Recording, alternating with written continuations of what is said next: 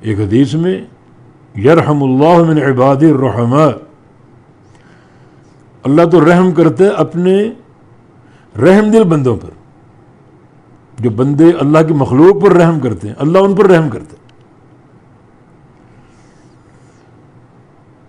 اور رحمت اللہ تعالیٰ کی بڑی عظیم نعمت ہے جس کا اندازہ قیامت کے دن ہوگا۔ نبی علیہ السلام کی حدیث ہے لن يدخل احدکم عملہ الجنہ، کوئی شخص اپنے عمل کی بنا پر جنت میں نہیں جا سکتا الا برحمت اللہ، جب تک اللہ تعالیٰ کی رحمت نہ ہو۔ تو صحابہ نے پوچھا بلا انت یا رسول اللہ، یا رسول اللہ صلی اللہ علیہ وسلم آپ بھی نہیں جا سکتے؟ فرمایا کہ بلا انا، میں بھی نہیں جا سکتا الا ان یتغمدنی اللہ برحمتہ، جب تک اللہ تعالیٰ مجھے اپنی رحمت سے ڈھانپ نہ دے میں بھی نہیں جا سکتا۔ یہ رحمت کی قدر و قیمت۔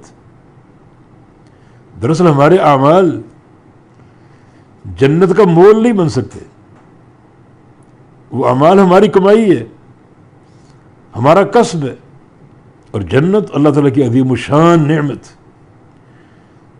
تمہاری یہ ٹوٹی پھوٹی عبادات جنت کی قیمت کیسے بن سکتی؟ ہاں ان اعمال پر رب تعالیٰ کی رحمت ہوگی، تو پھر تلاش کرو وہ کون سے اعمال ہیں جو زیادہ اللہ تعالیٰ کی رحمت کے حصول کا سبب بن سکتے۔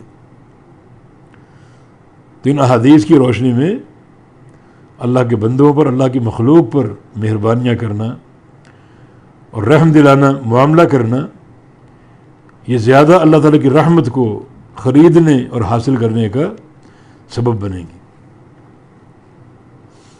تو یہ الرحمن، اس صفت سے، اس نام سے سورت کا آغاز، بہت سے دروس ہیں اس میں۔